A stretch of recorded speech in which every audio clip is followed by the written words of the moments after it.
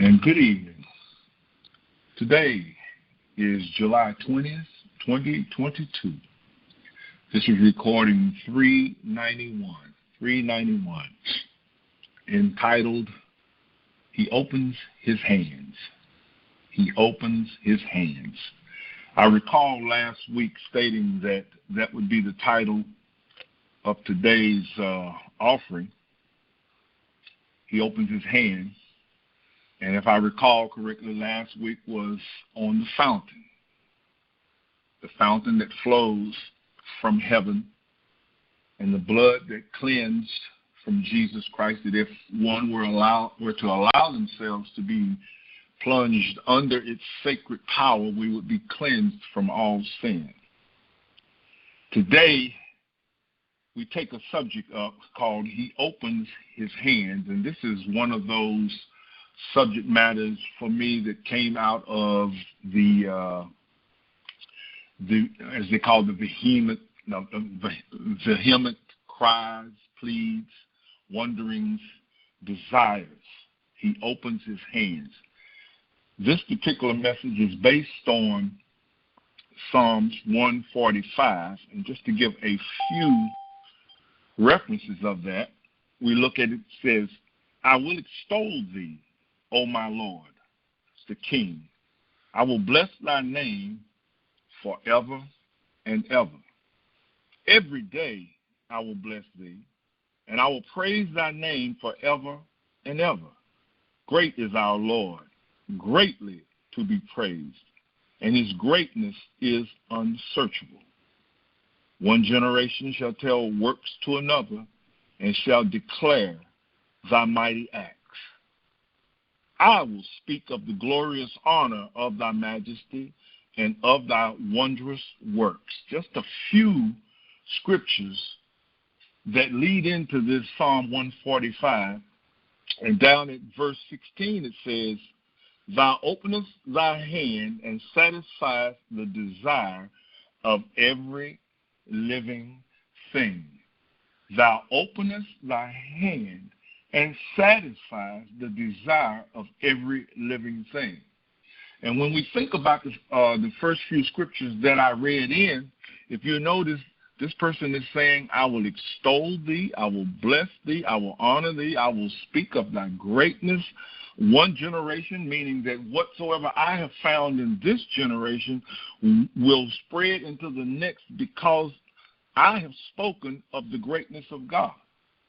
Thou openest thy hand and satisfies the desire of every living thing. Can you hear that? Can you really hear that? You answer, yes. But as we listen to the many voices that fill the earth with us, we cannot confirm that it is so. For everywhere we hear worry, bickering, crying. And if we're truthful with ourselves, we must admit that we too cannot confirm that it is so. He openeth his hands. Just look how broad that is. He opens his hand and satisfies every living thing. If we could actually hear and feel that, we would be at peace with God, and we would be at peace with every man. He openeth his hand and satisfies the desire of every living thing. There should be no want, for the open hand of God would satisfy the need. It would satisfy every need. We must know that as man continues to explore the universe, he sees things remarkable to the sight, remarkable to the senses. He declares the spectacular events of creation and marvels at objects said to be millions, maybe even billions of years old, and yet he cannot confirm the existence of that which created it all. The fact that all those things still remain out there lets us know that there's life in those things. I heard a few scientists just a couple of days ago stating that these were the first attempts at creation, at which they're saying what? God experimented, this didn't work, then he made it better, that didn't work, and he just comes on down to here we are. As in Christianity, it was something like 8,000 years ago the world existed, and now the scientists say, no, the world has been here for millions of years, and the other day they said maybe even billions of years. And yet, we marvel at all those things out there, but we do not marvel at that which created them.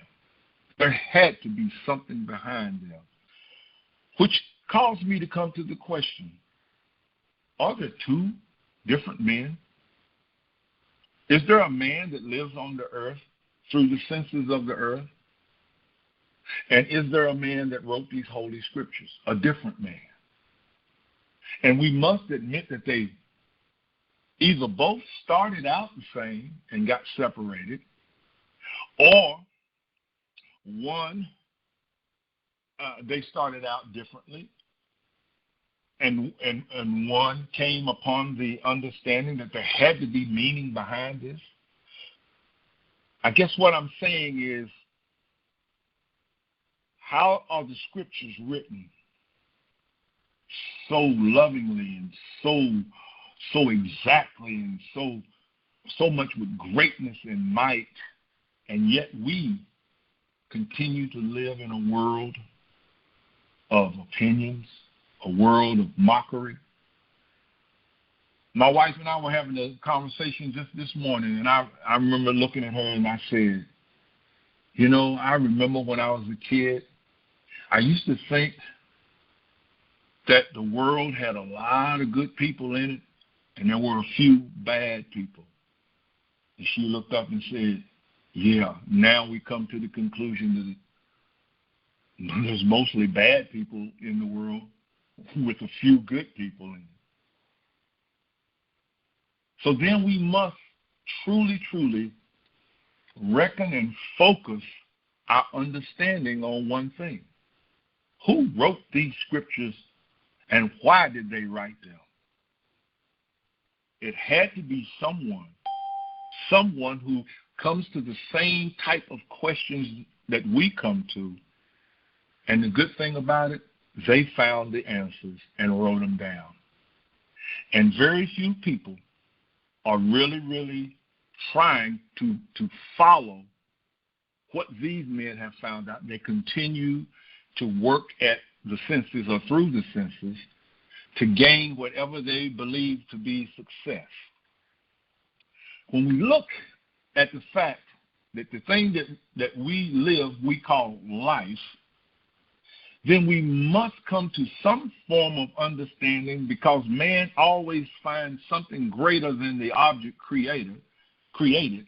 So we must come to a conclusion that there must be something greater than this thing that we see through the senses that we call life, the movement, the trees, the air, the animals, mankind, minerals, still reproducing. We call it God. It doesn't have to be the name God, but we call it God because the term God means something greater than all. So God, being the life of all that exists, upon opening his hand, he would have to issue life as the first satisfied desire. He being life, his life would then have to be the very first satisfaction that comes forth, because that is what's going to sustain everything. And it would be living because it has his life in it. It would have to be his first desire, his desire to express as, and that all things that exists would live from this life. You know, I should be able to stop right there and just say, thank you for calling in, and I'm going to leave you with that thought. God, opening his hand, issues himself into existence as life and declaring as law that all things that exist would live through that life, and that life would then be perfect. That life would include all things within itself. That life would not be approachable by anything unlike itself because it is law. It is the only existence. That right there should be the end. That right there should fortify our conscience to stop wondering why won't God, when will God, and accept the fact that God did. Within that life, all things necessary for its completion would have to be included. Think about that. God being the one law that rules over everything would have to be complete within himself. There being nothing for him to receive counsel from, he cannot ask of anything other than himself, because that would be an external help. And he cannot ask of himself because he already knows. So therefore, another conclusion. Why won't we accept the fact that God is, and because God is, there is nothing to be concerned with or for. Therefore, with this understanding of life expressing itself completely under its own counsel, under its own law, there would be a constant flow of every necessity. A constant flow of every necessity. In other words, the life of God would be living from itself with no need of external help. The life that we now live, it is written, recorded, that we live in him, we breathe in him, and because of him we have our being. The life that we have is hid with Christ in him. This has to be a revelation from someone who has done work above and beyond the senses and then recorded it, because he says, from one generation to another shall I declare of your greatness.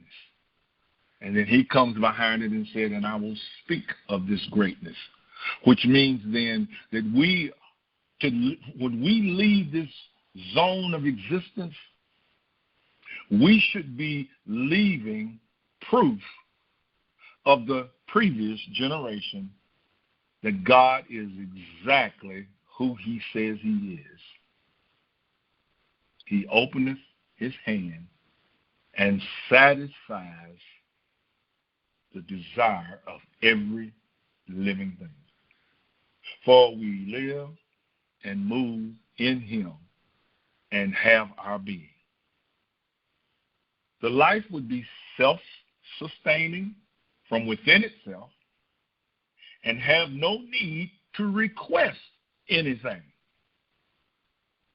Can you not hear your voice every time that I give one of these laws? Can you not see a time when you sat down and said, now how am I going to figure this out? Who am I going to get to help me? Where am I going to get? I'm running out of money. I'm running out of time. I'm running out of all of this, when the truth of the matter is what? The life that was, is, and shall always be, never changeable. The life is self-sustaining from within itself, and it has no need to request anything from any other source. In reality, there should be no need for Social Security. There should be no need for WHHR. There should be no need for the welfare system, if that's not what it was. There should be no need for tax credits. There should be no need for, you name it. There should be no need for soup lines. There should be no need for, as they call, commodities.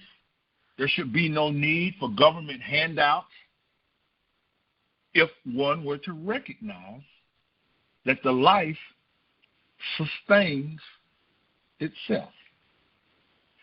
There would be, as I said, a constant flowing of God, a constant flowing of life. Why then do we not live in this capacity? Why do we confess the goodness of God externally, but late at night we do not rest? We do not rest in the recognition of this. Why do we debate over what's going to happen, what needs to happen, when life is saying, I am with you always. I will never leave you. I will never forsake you.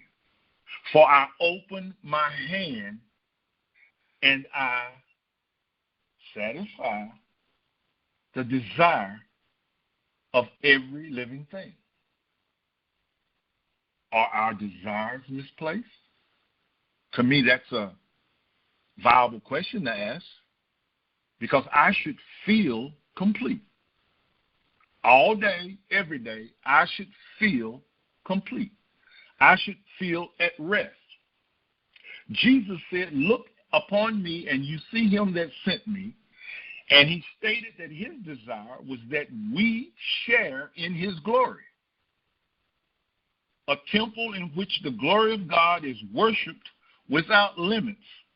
He stated that where he was, there we should be also. He stated that he wanted us to be with him. He stated that his desire of God was to have us with him. And he thanked God. That's the one thing I love about that prayer he said. He said he thanked God that God always heard him. So therefore, I can accept what Jesus requested of God as being true for me. What have we missed? What have we misinterpreted? We began with that promise, with that desire that Jesus gave us. What did we do? We went out and began to build temples, to worship idols, to make objects sacred, etc.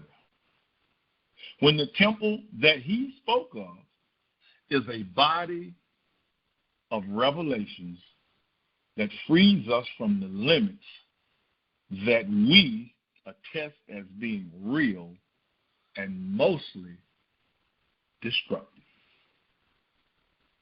He wished that we would overcome all these obstacles. And what are they?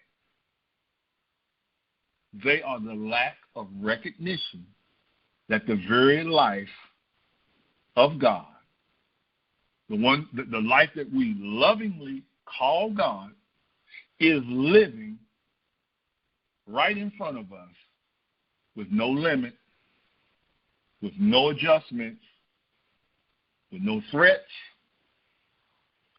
with no hindrances, with no obstacles. As we peruse the wonderful sayings in the holy writings, we wish that they were true for us. Did you hear what I just said? We read the scriptures And sometimes they just bubble up in us and make us feel so good. But we usually close the book doing what? Wishing that they were true for us. And my question here is, are they true? In the grand scheme of things, yes, they are. Why? Because he opens his hand and satisfies the desire of every living thing. We go out daily and we recommend to others the way of spiritual living, and yet we have not ourselves become comfortable and confident with this life. Don't you feel bad sometimes telling people you need to get saved? And in some cases, we don't know what saved is.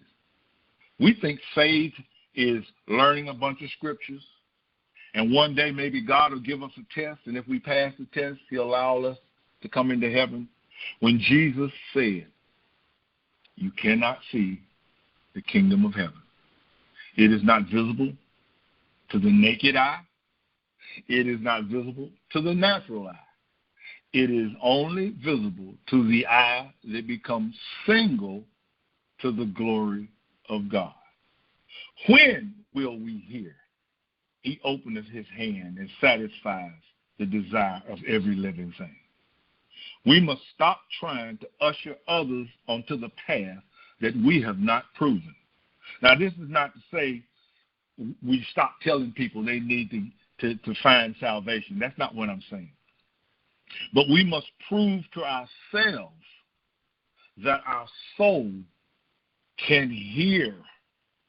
We must prove that above all other things. And, you know, we might find ourselves at that point with a lack of words for others, because we will realize what it took for us to get to this point, knowing that they too are going to have to spend the amount of time that we are spending to touch the heart of God.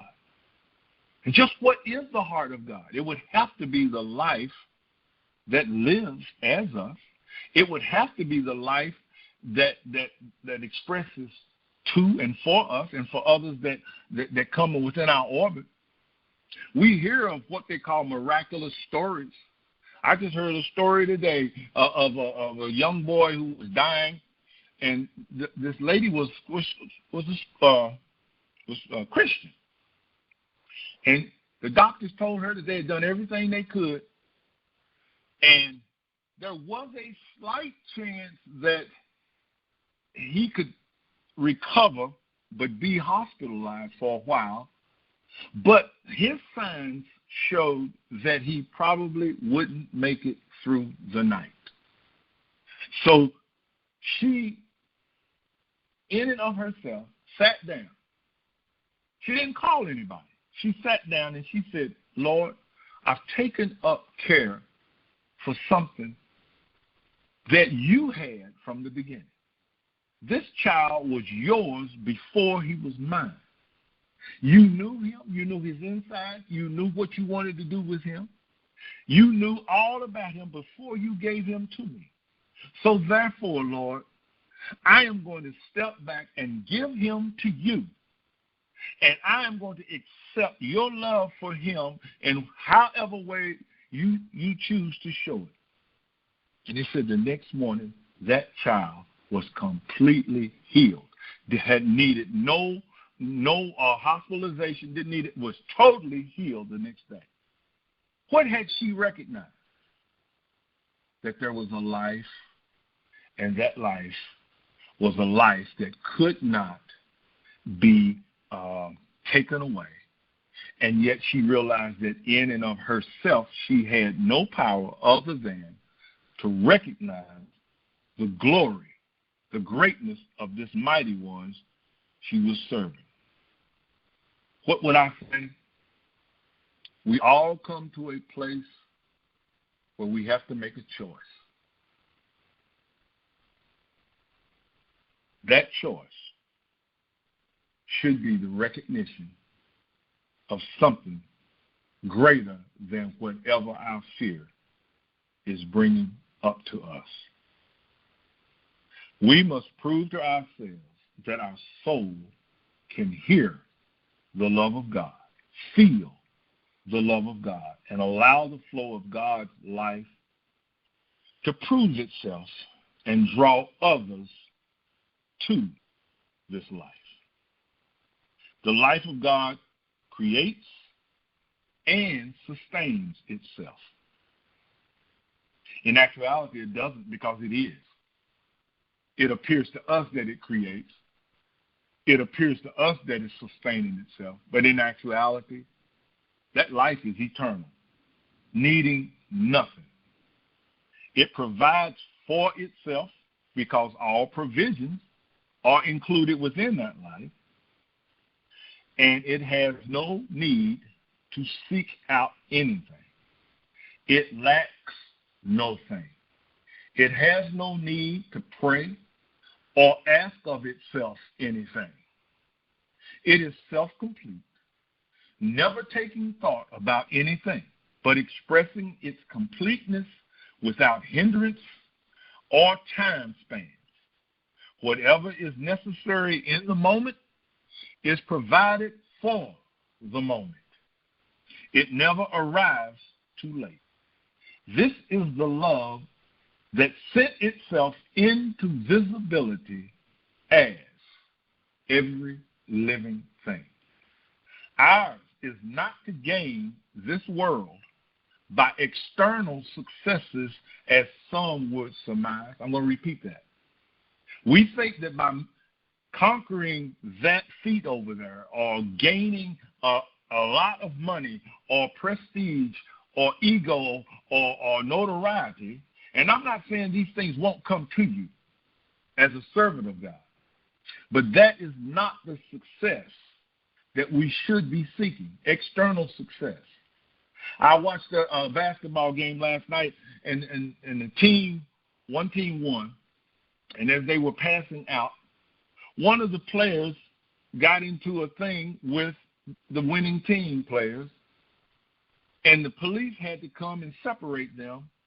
And I couldn't help but sit there and look and go, that guy wasn't even in the game. The guy that was wanting to fight, he wasn't even in the game.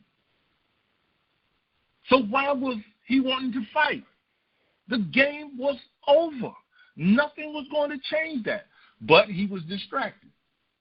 Of course he was upset because his team lost. But what was the fight?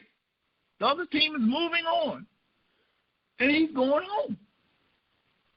Ours is not to gain this world by external successes so we can look back and say, look at me.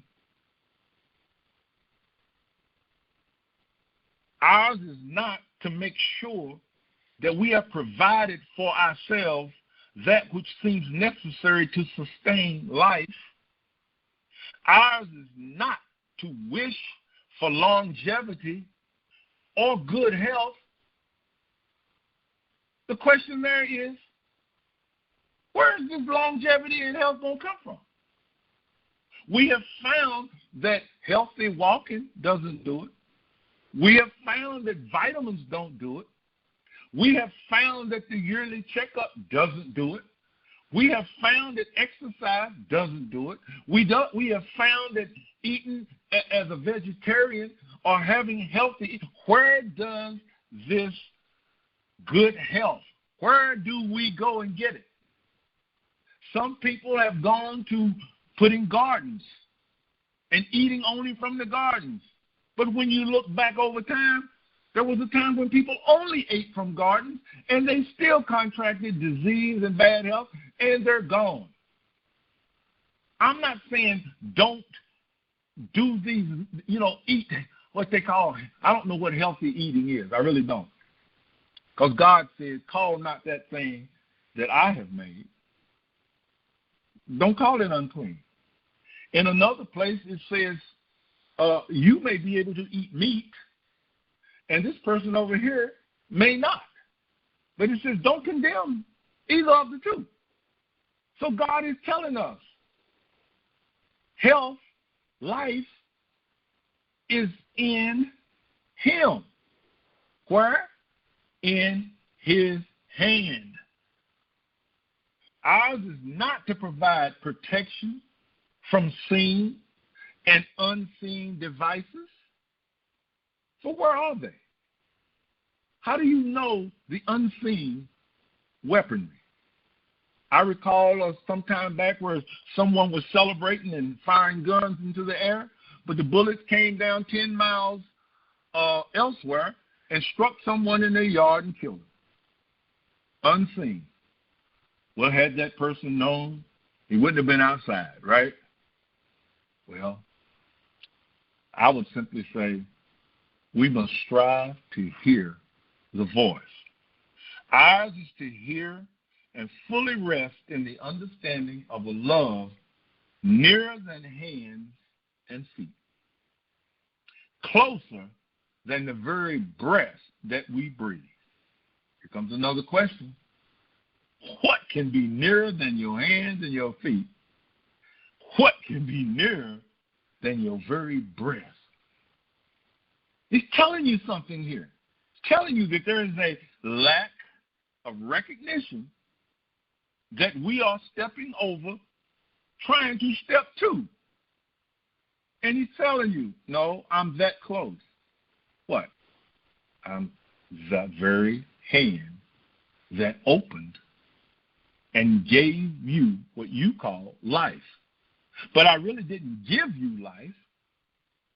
You are my life. And your recognition is what's needed. And I learned a different thing about that word recognition. It's not just me going, oh, okay. Recognition means I am going to stand fast in this resolution, in this recognition. I'm going to stand fast and accept the fact that God is, and there is nothing else. Acceptance. Well, Rev, I've done that. Well, he says that if you have done that, then you are going to see the fruitage of it. If you're not seeing the fruitage of it, then you must keep striving with the word acceptance, because he says you cannot accept without results. So therefore, if I am not receiving results, then I must continue to fight the good fight of faith, the good fight of acceptance. We must separate ourselves from the distractions that limit, distress us, and threaten us.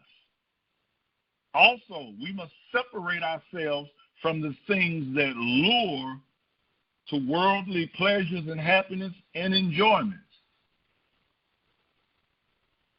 We should seek first the kingdom. What is the kingdom? The proof that we are not alone. The proof that the love of God actually is what we are, and it will not leave us, because it is exactly God's desire. We must follow the path that leads to the temple not made with hands, the body of revelations that lift us high above all that would curtail or limit, until we know beyond a doubtful thought,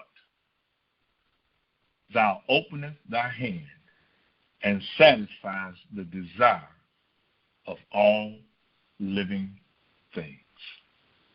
Thank you.